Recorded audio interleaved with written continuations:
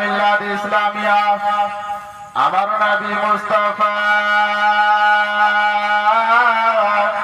সাল্লাল্লাহু তাআলা আলাইহি ওয়াসাল্লাম একদিন দুই হাত মোবারককে আল্লাহর দরবারে উঠিয়ে উম্মত উম্মত বলে কান্না করছিল। আমার আল্লাহ বলেন, জিবরাইল দেরি করো না, তাড়াতাড়ি করে যাও আর আমার নবী মুস্তাফাকে জিজ্ঞেস করে এসো আমার নবী মুস্তাফা কেন কান্না করছে। বাবা গো, আমার নবী মুস্তাফা কেন কান্না করেছিল? হযরতে জিবরাইল আলাইহিস সালাম আমার নবী মুস্তাফার কাছে গিয়ে আরজু করলেন, ইয়া রাসূলুল্লাহ, ইয়া হাবিবাল্লাহ, নবী গো, আল্লাহ পাক রব্বুল আলামিন সবকিছুই জানে, আপনি কান্না কেন করছেন বলেন। আমার নবী মুস্তাফা কেন কান্না করছিল বাবা? আমার নবী মুস্তাফা নিজের হাল বয়ান করে দিলেন। আমার নবী মুস্তাফা এই জন্য কান্না করছিল, কাল কিয়ামতের দিনে আমার উম্মত উম্মতিরা জাহান্নামে যাবে কি জান্নাতে যাবে, এই কথা শুনে হযরতে জিবরাইল আলাইহিস সালাম আল্লাহর দরবারে গিয়ে আরজু করলেন। আমার আল্লাহ বলেন, জিবরাইল দেরি করো না, তাড়াতাড়ি করে যাও আর আমার নবী মুস্তাফাকে বলে এসো তোমার উম্মত উম্মতির জন্য তুমি যা কিছু চাইবে আমার আল্লাহ পাক তোমাকে তাই দিয়ে দিবে। জোরে বলুন সুবহানাল্লাহ। হযরতে আনাস বিন মালিক রাদিয়াল্লাহু তাআলা আনহু থেকে বর্ণনা, হযরতে আনাস বিন মালিক রাদিয়াল্লাহু তাআলা আনহু আমার নবী মুস্তাফা কে জিজ্ঞেস করলেন, ইয়া রাসূলুল্লাহ, ইয়া হাবিবাল্লাহ, নবী গো, আপনি কি আমার শাফাআত করবেন বলেন। আমার নবী মুস্তাফা সাল্লাল্লাহু তাআলা আলাইহি ওয়াসাল্লাম বলেন, হ্যাঁ আমি শাফাআত করব। সে সাহাবা জিজ্ঞেস করেন, ইয়া রাসূলুল্লাহ, ইয়া হাবিবাল্লাহ, নবী গো, সেদিন আপনাকে আমি কোথায় খোঁজাখুঁজি করব? আমার নবী মুস্তাফা সাল্লাল্লাহু তাআলা আলাইহি ওয়াসাল্লাম বলেন, সর্বপ্রথমে তুমি আমাকে পুলসিরাতের মধ্যে খোঁজাখুঁজি করবে। সে সাহাবা বললেন, ইয়া রাসূলুল্লাহ, ইয়া হাবিবাল্লাহ, নবী গো, যদি আপনাকে আমি পুলসিরাতের মধ্যে খোঁজাখুঁজি করে না পাই তবে কোথায় খোঁজাখুঁজি করব বলেন।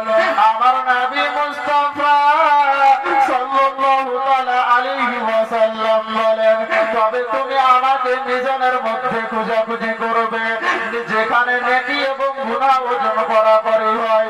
সে সাহাবা আরজ করলেন, ইয়া রাসূলুল্লাহ, ইয়া হাবিবাল্লাহ, নবী গো, যদি আপনাকে আমি মিজানের মধ্যে খোঁজাখুঁজি করে না পাই তবে কোথায় খোঁজাখুঁজি করব?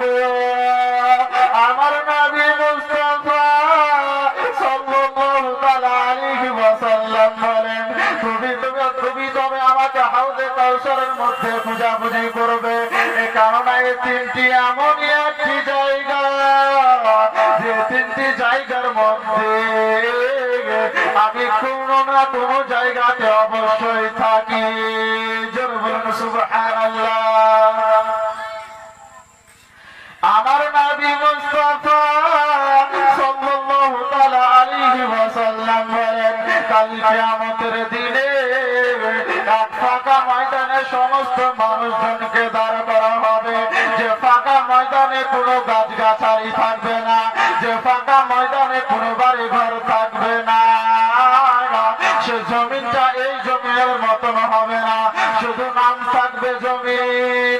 এই জন্য আমার আল্লাহ পাক রব্বুল আলামিন পবিত্র কোরআনের মধ্যে বলেন, ইয়াউমা তুবাদদালুল আরদু গায়রাল আরদি ওয়াস সামাওয়াত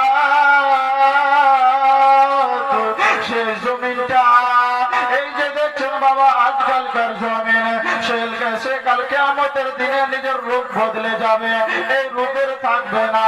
এ আমার বন্ধুগণ মুসলমান ভাইরা, একটু তো চিন্তা করে দেখেন সেই দিনটা আমাদের কেমন হতে পারে, সেই দিনটা আমাদের কেমন কঠিন হতে পারে, যখন সমস্ত মানুষজনকে সে ময়দানে দাঁড় করা হবে। সমস্ত তারাগুলো ছিটে ছিটে পড়বে, আসমানটা ফেটে যাবে, সূর্য এবং চাঁদের আলোকিতটা বন্ধ হয়ে যাবে, আসমানটা ফেটে যাবে। আসমানটার ফাটার কারণে একটা ভয়ঙ্কর আওয়াজ হবে, যে আওয়াজটা আমাদের কানে লাগবে, কানে লাগা মাত্র আমাদের কানটা ফেটে যাবে। এ বেরাদার বন্ধুগণ মুসলমান ভাইরা, একটু চিন্তা করে দেখেন সেই দিনটা আমাদের কেমন হতে পারে, যখন পাহাড় পূর্বগুলো ভেঙে ভেঙে পড়বে, আসমানটা ফেটে যাবে। সেই দিন বাবা গো সমস্ত মানুষজন শুধু নাচি নাচি বলতে থাকবে, নিজের বাবা নিজের সন্তান নিজের বাবাকে দেখে ভাগবে। সে আসরের ময়দানে নিজের সন্তান নিজের বাবাকে দেখে ভাগবে, নিজের বাবা সন্তানকে দেখে ভাগবে, নিজের স্ত্রী স্বামীকে দেখে ভাগবে, নিজের স্বামী স্ত্রীকে দেখে ভাগবে, নিজের সন্তান বাবাকে দেখে ভাগবে, নিজের বাবা সন্তানকে দেখে ভাগবে, নিজের মেয়ে নিজের মাকে দেখে ভাগবে, নিজের মা নিজের মেয়েকে দেখে ভেঙে যাবে। এ আমার বন্ধুগণ মুসলমান ভাইরা, একটু তো ভেবে দেখেন সেই দিনটা আমাদের কেমন হতে পারে। এই পৃথিবীতে নিজের বাবা নিজের সন্তানের জন্য কত কষ্ট করছে, দিল্লি বোম্বাই খেতে নিয়ে আসছে, বেটাকে ডাক্তার ইঞ্জিনিয়ার বানাচ্ছে বাবা। সেই কাল কিয়ামতের দিনে নিজের সন্তান নিজের বাবার কাছে যাবে, আব্বা গো আমার জন্য দুনিয়াতে কত কষ্ট করেছিলে আব্বা, শুধু আমার মুখের হাসি ফুটাবার জন্য কত দিল্লি বোম্বাই খেটেছিলেন বাবা, আমাকে পড়াবার জন্য কত দিল্লি বোম্বাই খেটেছেন। সেই দিন কাল কিয়ামতের দিনে সে বাবা বলবে আমার দুনিয়াতে কেউ সন্তান ছিল না, আমার দুনিয়াতে কেউ বেটা ছিল না। সেই দিন আপনার মনটা কেমন করবে বলেন? নিজের মেয়ে নিজের মায়ের কাছে যাবে, মা গো আমাকে তুমি নিজের বুকের দুধ পান করিয়েছ, আমার আজকে আমি একটা নেকির কারণে জান্নাতে প্রবেশ করতে পারি না, মা গো আমাকে একটা তুমি আজকে নেকি দিয়ে দাও। সে মেয়ে বলবে মা গো আমার জন্য দুনিয়াতে কত কষ্ট করেছিলে মা, আজকে আমি একটা নেকির কারণে আমি জান্নাত যেতে পারি না। সে মা বলবে আমার দুনিয়াতে কেউ মেয়ে ছিল না, আমার দুনিয়াতে কেউ আমার সন্তান ছিল না। সেই দিন আপনার মনটা কেমন করবে বলেন বাবা? আজকে যে এত উঁচুতে সূর্যটা আছে, কাল কিয়ামতের দিনে এক হাত উঁচুতে থাকবে। এ বেড়াদার বন্ধুগণ মুসলমান ভাইরা, সেই দিন কেমন করবেন বলো না? সেই দিন যখন সমস্ত মানুষজন মুসিবতে পড়ে যাবে, পরেশান হয়ে যাবে, তখন অন্য অন্য নবীদের কাছে যাবে শাফাতের জন্য, কিন্তু কোন নবী শাফাত করবে না। সর্বপ্রথমে হযরতে আদম আলাইহিস সালামের দরবারে যাবেন, ইয়া রাসূলুল্লাহ ইয়া হাবিবাল্লাহ নবী গো আপনি আমাদের শাফাত করেন।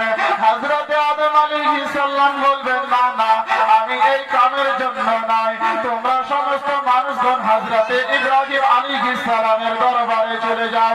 তখন সমস্ত মানুষগণ হযরতে ইব্রাহিম আলাইহিস সালামের দরবারে যাবে, ইয়া রাসূলুল্লাহ ইয়া হাবিবাল্লাহ নবী গো আপনি আমাদের শাফাত করেন। হযরতে ইব্রাহিম আলাইহিস সালাম বলবেন না না আমি তো এই কামের জন্য নয়, তোমরা সমস্ত মানুষগণ হযরতে মুসা আলাইহিস সালামের দরবারে চলে যাও। তখন সমস্ত মানুষজন হযরতে মুসা আলাইহিস সালামের দরবারে যাবে, গিয়ে আরজি করবেন ইয়া রাসূলুল্লাহ ইয়া হাবিবাল্লাহ নবী গো আপনি আমার আমাদের শাফাআত করেন। হযরতে আবু সালিহ সালাম বলবেন না না, আমি তো এই কামের জন্য নাই। তোমরা সমস্ত মানুষজন হযরতে ঈসা আলাইহিস সালামের দরবারে চলে যাও। তখন সমস্ত মানুষজন হযরতে ঈসা আলাইহিস সালামের দরবারে গিয়ে আরজ করবেন, ইয়া রাসূলুল্লাহ, ইয়া হাবিবাল্লাহ, নবী গো, আপনি আমাদের শাফাআত করেন। হযরতে আদম, হযরতে ঈসা আলাইহিস সালাম বলবেন না না, আমি তো এই কামের জন্য নাই। তোমরা সমস্ত মানুষগণ আমার নবী মুস্তাফার কাছে চলে যাও। সমস্ত মানুষগণ আমার নবী মুস্তাফা সাল্লাল্লাহু তাআলা আলাইহি ওয়াসাল্লামের দরবারে গিয়ে আরজ করবেন, ইয়া রাসূলুল্লাহ, ইয়া হাবিবাল্লাহ, নবী গো, আপনি আমাদের শাফাআত করেন। আমার নবী মুস্তাফা সাল্লাল্লাহু তাআলা আলাইহি ওয়াসাল্লাম বলেন, আনা লাহা, আমি এই কামের জন্য আছি। শেষ সময় আমার নবী মুস্তাফা আমাদের শাফাআত করবেন। জোরে বলুন সুবহানাল্লাহ।